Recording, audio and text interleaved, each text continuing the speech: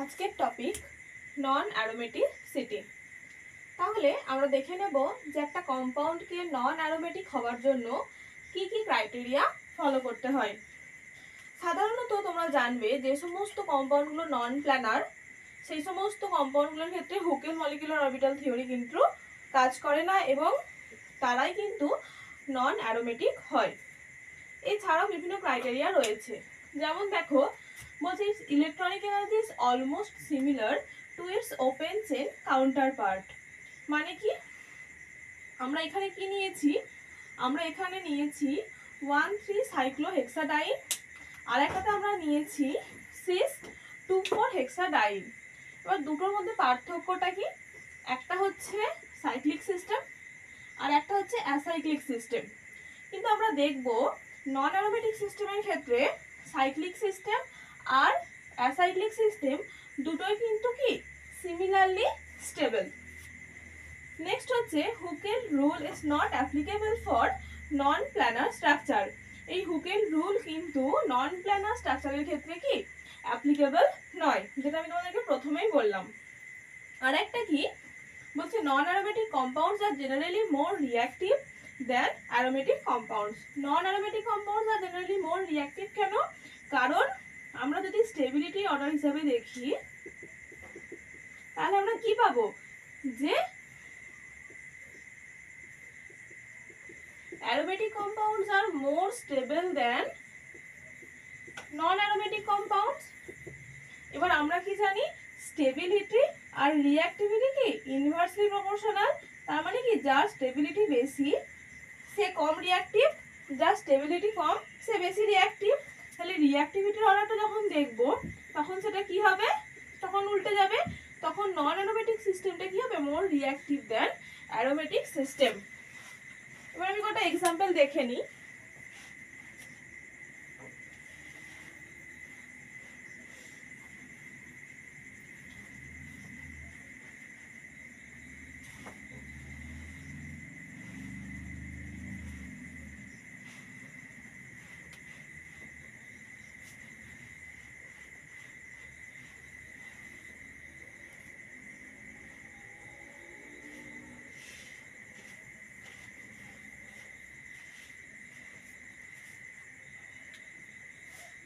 ধরো এরকম একটা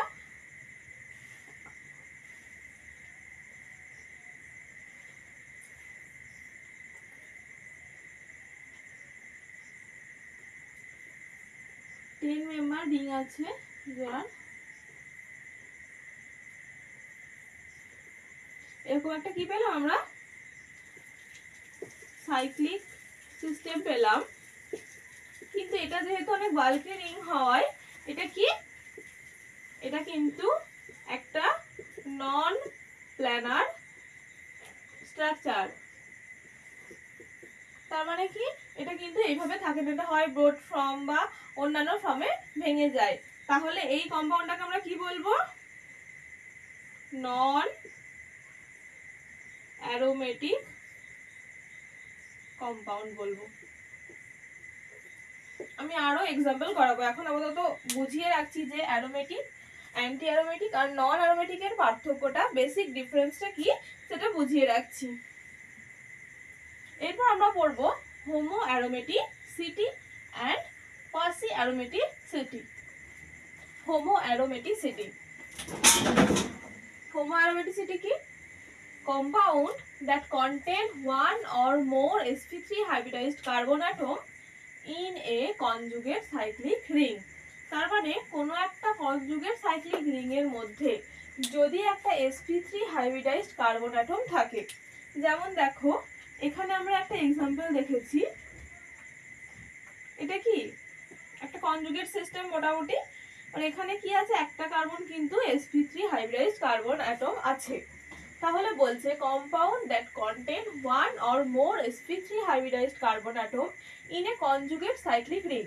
যদি একটা কম্পাউন্ডের মধ্যে কোনো একটা sp3 হাইব্রিডাইজড কার্বন অ্যাটম থাকে, but sp3 hybridised carbon atom are forced to lie vertically above the plane.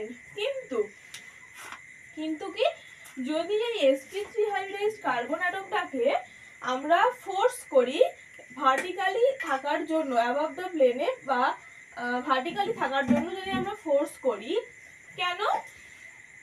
of the aromatic system for effective orbital overlapping in a closed loop.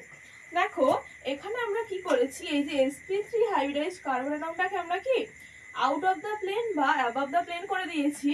তার ফলে এখানে কি হচ্ছে, এখানে যে কনজুগেট সিস্টেমটা ছিল সেই কনজুগেট সিস্টেমটা প্রায় একটা অ্যারোমেটিক সিস্টেমের মতো হয়ে গেছে। তাই কি করা হয়েছে, sp3 কার্বন অ্যাটমটাকে কি করা হয়েছে, আউট অফ দ্য প্লেন করে দেওয়া হয়েছে, যাতে কনজুগেশনের কোনো প্রবলেম না হয় এবং এটা প্রায় প্ল্যানার সিস্টেম বা অ্যারোমেটিক সিস্টেমের মতো ওয়ার্ক করতে পারে। তার কারণেই এই টার্মটাকে বলা হয় কি হোমো অ্যারোমেটিক। মানে কি, কোনো একটা কম্পাউন্ডের মধ্যে যদি sp3 হাইব্রিডাইজ কার্বন অ্যাটম থাকে, তাহলে সেই কার্বন অ্যাটমগুলোকে আমাদের কি করতে হবে, ভার্টিক্যালি শিফট করে দিতে হবে, যাতে ওই sp3 হাইব্রিডাইজ কার্বন অ্যাটমগুলোকে দেখে মনে হয় তারা আউট অফ দ্য প্লেন আছে। তার ফলে কি হবে, ওই sp3 হাইব্রিডাইজ কার্বন অ্যাটমগুলোকে বাদ দিয়ে বাকি যে সমস্ত কার্বন অ্যাটমগুলো রয়েছে যারা কনজুগেট সিস্টেমের মধ্যে পড়ছে, তাদেরকে কিন্তু আমরা অ্যারোমেটিক হিসাবেই ধরতে পারবো। আর এই ধরনের সিস্টেমগুলোকে আমরা কি বলবো, হোমো অ্যারোমেটিক সিস্টেম। আর এই ধরনের কম্পাউন্ডগুলোকে আমরা কি বলবো, এই ধরনের কম্পাউন্ডগুলোকে আমরা বলবো হোমো অ্যারোমেটিক কম্পাউন্ড। আশা করি আমি বোঝাতে পেরেছি। এখানে আমি যে এক্সাম্পলটা নিয়েছি সেটা ট্রোপিলিয়াম আয়নের, আর এখানে এটা কি হয়ে গেছে, হোমো ট্রোপিলিয়াম আয়ন হয়ে গেছে।